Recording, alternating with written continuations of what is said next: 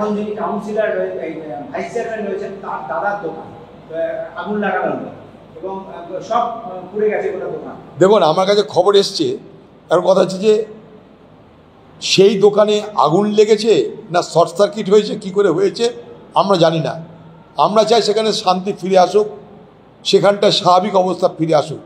এতদিন পরেও যদি আগুন লাগে, এতদিন পরে যদি আগুন ধরাতে হয়, এতদিন পরেও যদি মানুষ তার বাড়িতে ফিরে না আসে, সে হিন্দু হতে পারে, মুসলমান হতে পারে, এখনও পর্যন্ত হতাহতের সংখ্যা দেয়নি পশ্চিমবঙ্গ সরকার।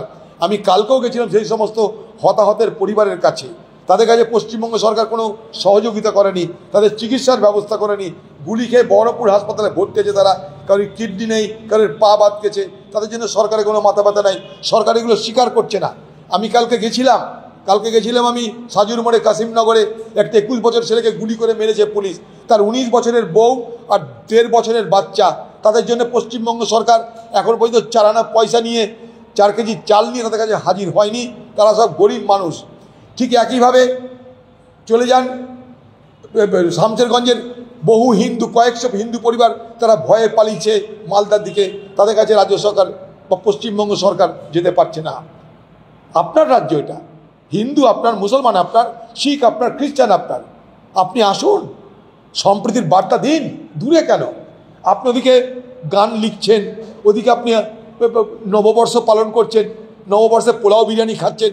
এখানে যে মানুষের দুরবস্থা শেষ নাই, এখানে যে মানুষ চিকিৎসা পাচ্ছে না, খেতে পাচ্ছে না, ঘরে থাকতে পারছে না, ভয়ে পালিয়ে বেড়াচ্ছে। আপনি কিসের নববর্ষ করছেন? আপনি কিসের বর্ষাবরণ করছেন? কিসের কবিতা লিখছেন? আপনার কবিতা চামচা দেখে দিয়ে পাঠ করিয়ে লাভ কি? এ রাজ্যের মানুষ ভালো নেই। বিজেপি এবং তৃণমূল এই উভয়ের রাজনীতির কারণে এ বাংলায় রাজনীতির যে সাধারণ যে বাতাবরণ, সে বাতাবরণটুকু পর্যন্ত নেই। কোথায় চলেছে বাংলা? পশ্চিমবঙ্গ সরকারের তার ভূগোল সম্পর্কে জ্ঞান নাই। প্রশাসন তার একটু আগেই বললাম, যাতে ভালোভাবে প্রশাসন চলে তার জন্য দুভাগে ভাগ করেছে, তাও সে জানে না। বাঁচার জন্য বিএসএফকে ডাকে, দিয়ে বিএসএফকে গাল দেয়। কোর্টের হস্তক্ষেপে কেন্দ্রীয় বাহিনী আসে। আপনি বলছেন প্রি প্ল্যান, আপনি কেন জানেন না? এ রাজ্যের মুখ্যমন্ত্রী আপনি, পুলিশ মন্ত্রী আপনি, সব মন্ত্রী আপনি, কিন্তু আপনি জানেন বিপদে পড়লে উদর পিণ্ডি বুদোর ঘাড়ে চাপাতে হয়। সে উদর পিণ্ডি বুদোর ঘাড়ে চাপানোর খেলায় নেমেছেন আপনি। মালদা দক্ষিণের মধ্যে পড়ে এবং এটা হচ্ছে প্রি প্ল্যান। মুর্শিদাবাদকে আলাদা করছে, this is the pre plan বলছে। আচ্ছা, শামশেরগঞ্জে মুর্শিদাবাদে না, তাকে বাংলার মুখ্যমন্ত্রী বলি কি করে বলুন তো? ভূগোলটাও কি আপনি জানেন না? পশ্চিমবঙ্গে কটা জেলা তা আপনি জানেন না? এর থেকে দুর্ভাগ্যের কি থাকতে পারে? আপনি মুর্শিদাবাদ জেলাকে দুভাগে ভাগ করেছেন, একটা জঙ্গিপুর জেলা, একটা বহরমপুর জেলা। ওখানে আলাদা এসপি, এখানে আলাদা এসপি, দুটোর আবার ডিএম এক। সব তো আপনার কেরামতি। হ্যাঁ, লোকসভা মালদা উত্তর কেন্দ্রের, দক্ষিণ কেন্দ্রের লোকসভা, সেরকম অনেক কিছুই আছে। লোকসভা মানে জেলা নয়।